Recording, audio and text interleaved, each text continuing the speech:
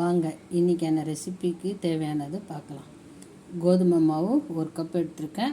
ஒரு பெரிய சைஸ் வெங்காயம், பெரிய சைஸ் தக்காளி 1, 4 முட்டை எடுத்திருக்கேன். முட்டைக்கோஸ், கேரட், பீனிஸ் இது நறுக்கி வச்சுருக்கேன். சாஸ் எடுத்திருக்கேன். சரிங்களா, வாங்க ரெசிபிக்குள்ளே போகலாம்.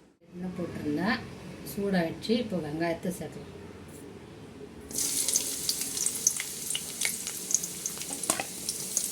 வெங்காயம் வதக்கணும்.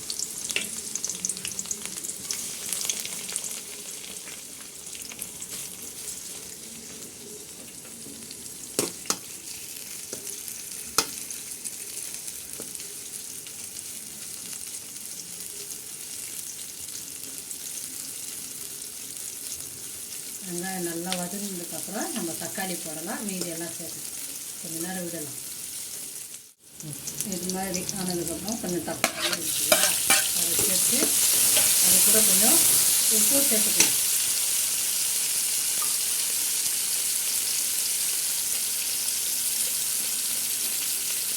இந்த அளவு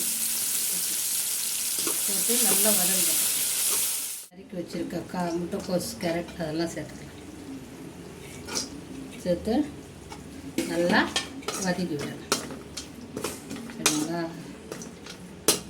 தண்ணியெல்லாம் சேர்க்க வேண்டாம், இதுலேயே நல்லா வதங்கிடும். அதுதான் மெல்லிஸாக கட் பண்ணி வச்சுருக்கோம். ஏற்கனவே உப்பு இதில் போட்டு தான் இருக்குது, அதனால் வேண்டாம். மூடி வைக்கலாம், நல்லா வதங்கணும். இதில் சிவப்பு மிளகாத்தூள் போட்டுக்கோங்க.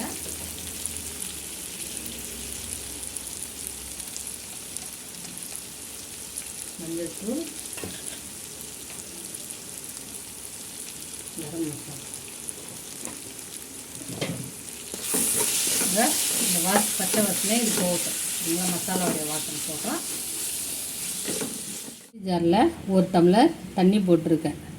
சரிங்களா, அதில் கொஞ்சம் ஏற்கனவே மசாலாவில் உப்பு போட்டிருக்கோம், அதனால் இதில் கொஞ்சம் போட்டுட்டு இந்த கோதுமை மாவு இதில் சேர்த்துக்கலாம். சேர்த்துட்டு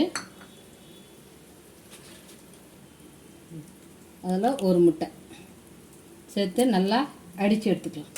ஒரு பேன் வச்சு அதில் லைட்டாக எண்ணெய் தடவி நம்ம அடித்து வச்சுருக்கோம்ல அந்த கோதுமை மாவு இது உள்ளார நம்ம போட்டுக்கலாம். உள்ளே நம்ம வதக்கி வச்சுருக்கோம் இல்லையா, அது எல்லாமே இதில் போட்டுக்கலாம்.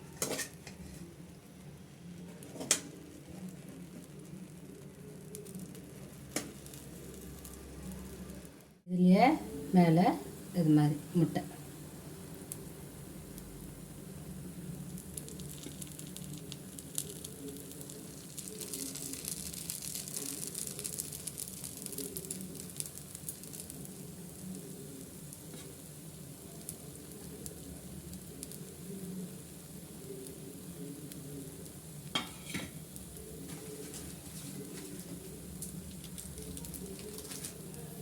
முட்டை வச்சு சீஸ்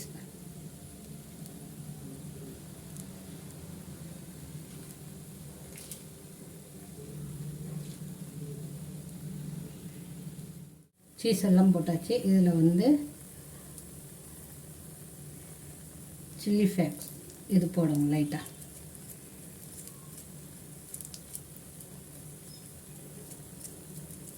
போட்டு மூடி வச்சுட்டு ஒரு 20-30 நிமிஷம் ஸ்லோவில் விட்டுடும்.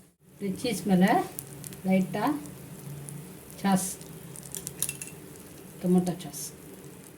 கோதுமை மாவு எக் பீஸா ரெடி ஆகிடுச்சு. சரிங்களா, நீங்களும் வீட்டில் செஞ்சு பாருங்கள், சாப்பிட்டு பாருங்கள், ஷேர் பண்ணுங்கள், கமெண்ட்ஸ் பண்ணுங்கள்.